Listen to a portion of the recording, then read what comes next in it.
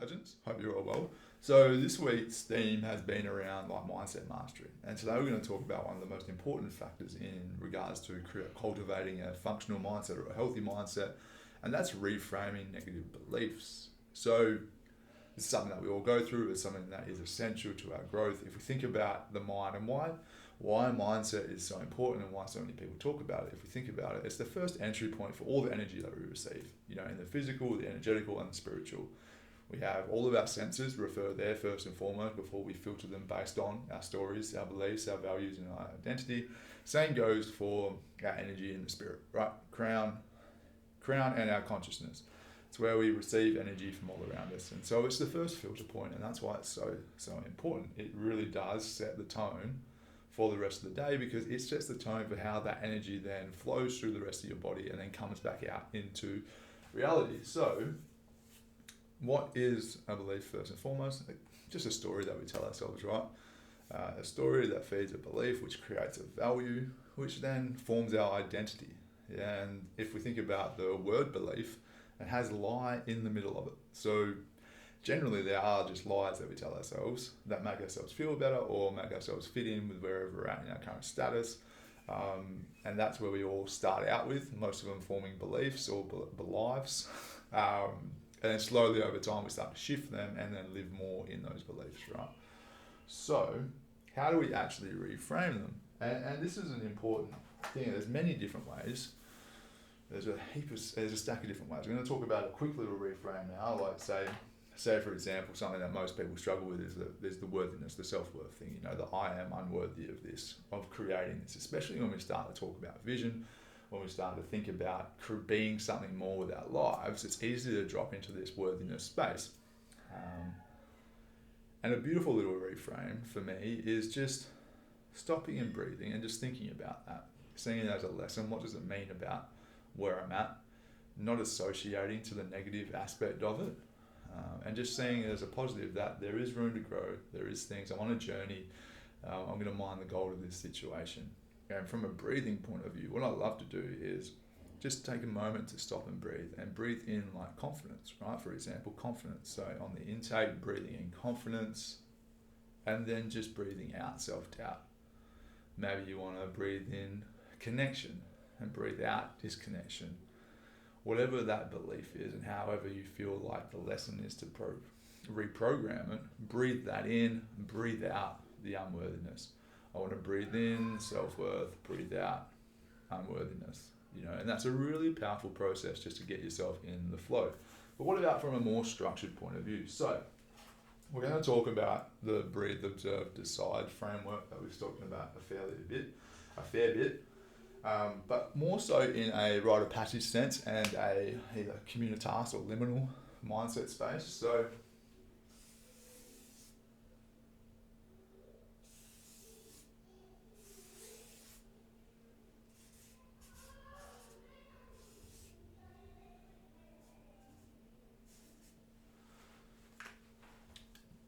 So when we talk about communitas or the liminal space, why it's so powerful is that with all of these techniques, all of these processes that we use, what we're doing is disassociating from the first person. So when we have a belief, a value, an identity, a story, what we're doing is creating a social identity. We're putting ourselves within a social construct or a social hierarchy, and that then forms the way in which we see the world and all of those things.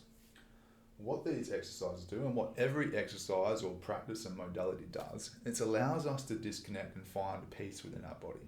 It allows us to get into a flow where we can just breathe and we can just observe. Every modality at its core principle is doing this. Journaling allows you to transmit the information onto a page so that you can view it from a different perspective, so it doesn't feel like you're not associating with the emotion, it doesn't feel like it's you. You're then just reading the information as it is and you're just observing it. And then you can make a decision based on that. You're putting it into the third person.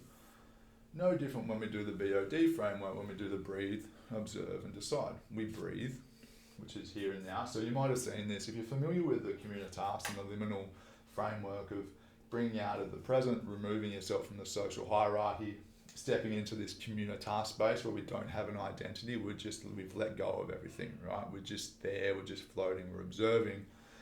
and then re-anchoring back into the present. And this is a rite of passage, so which we'll talk about in a little bit. But if you think about how we get into these spaces, so with the B.O.D framework, we breathe, which pulls us out of the here and now. It pulls us out of the social hierarchy, the social identity. It allows us to disassociate from the emotion, whatever that situation may be.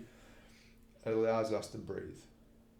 And this has a myriad of effects, right? It tells our reptilian brain that we're safe. It trips out, tells us parasympathetic that we don't need to be in fight or flight response, which allows us to get into our mammalian brain, which allows us to set and observe, and then get into our neocortex, which allows us to make decisions, right?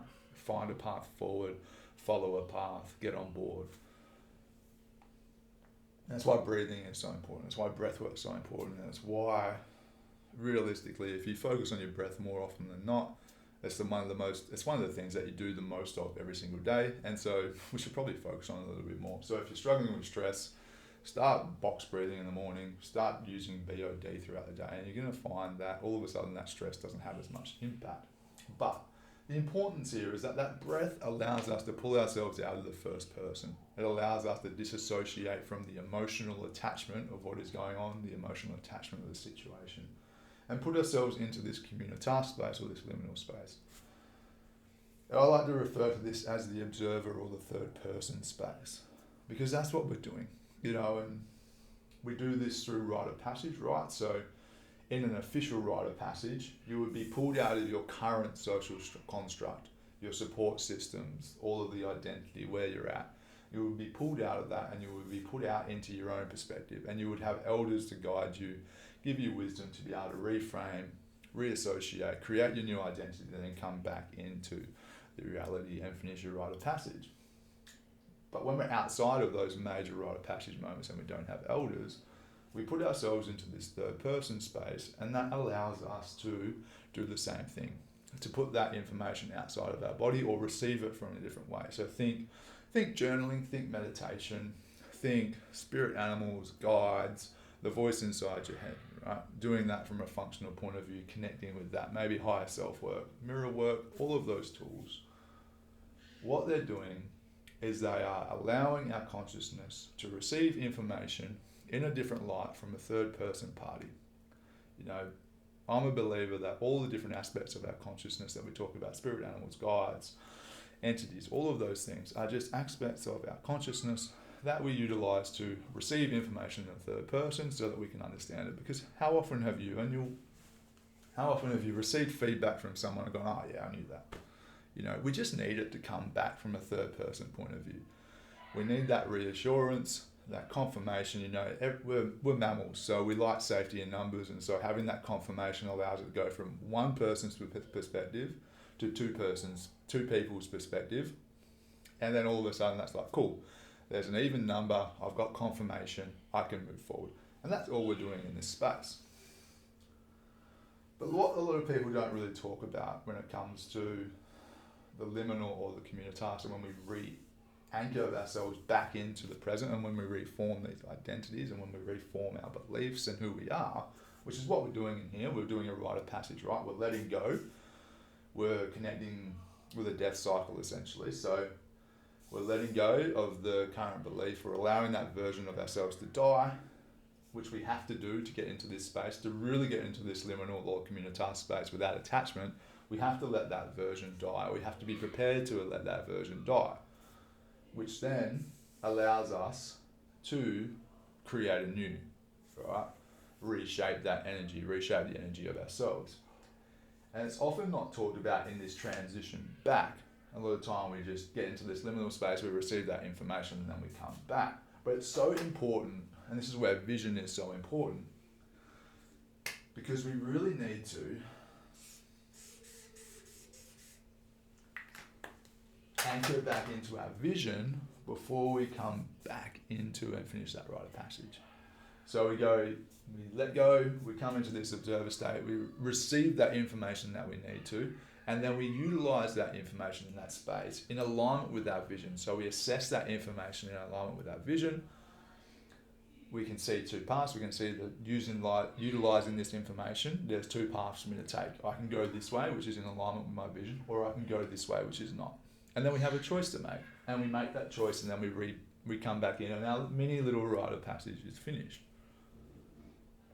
And this is a really important structure, and this is what we do in the B.O.D framework, right? So here we're breathing.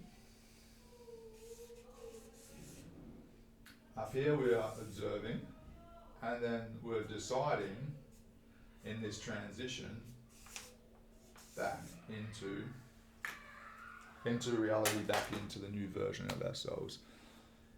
And when we understand this, we can start to really make some powerful shifts in regards to our mindset, right? Because we can go in, we can let go of that belief that I am unworthy. I can observe the information of, okay, well, I'm doing this because of this. I'm actually just afraid of making a mistake or whatever it might be. And in our observer effect, we can just see all the information, right? We can just see ourselves in our vision. We can check in with that vision, that version of ourselves. What are the values that are holding up chaos outside? The fam's having a bit of a wrestle out there. But we can align ourselves with the vision of our values. We can align ourselves with whatever the vision of how we behave in this situation. When we're in our vision, when we reach that vision, how does this version of me behave? How does it respond to this situation? How does it move forward, right? So we can let go of where we are now, and then we can just make a choice. We can observe that vision, choose to take a step towards it, or we can choose not to. And it's as simple as that. And that's how we reframe those beliefs in a really structured and powerful way. The more we do this, the more often you'll be able to catch yourself in those moments, go breathe, I'm relaxed, I'm safe, I'm able to actually shift and move. Because if we're in fight or flight response, if we're stressed, if we're holding on to our identity, if we're ready to fight, we're going to fight for that identity, right? Or we're going to run away from what we need to walk into because we're in that stress response. Our body and our mind don't feel safe. And you'll notice this. Maybe you notice this before you go for a presentation. You might feel right tight, anxious, right? You can use this framework in that space as well. Breathe, nasal breathing deep into the belly, connect into the vision of what you would love to offer in this space. Hold that vision as you walk out into the presentation and just talk into that. Talk from that grounded, calm place and deliver and kill your presentation, right? So this framework's really important. Remember, breathe, observe, decide. The next time you have a negative belief coming up or a story that you're telling yourself and you want to reframe it, give this a crack. Breathe, go into that communitas space, that observer space. Let go of your attachment to your identity. Be prepared to go into that death cycle and that renewal cycle. Go through the rite of passage. Align with the vision of what you would love to create in that situation, and then come back into reality. The important space in this is that we integrate and put actions. So what is the actual action that you need to take to cement this new way of thinking, to cement this new version of yourself, whatever that might be? Big love. Hope you enjoyed the shirt. Talk to you soon.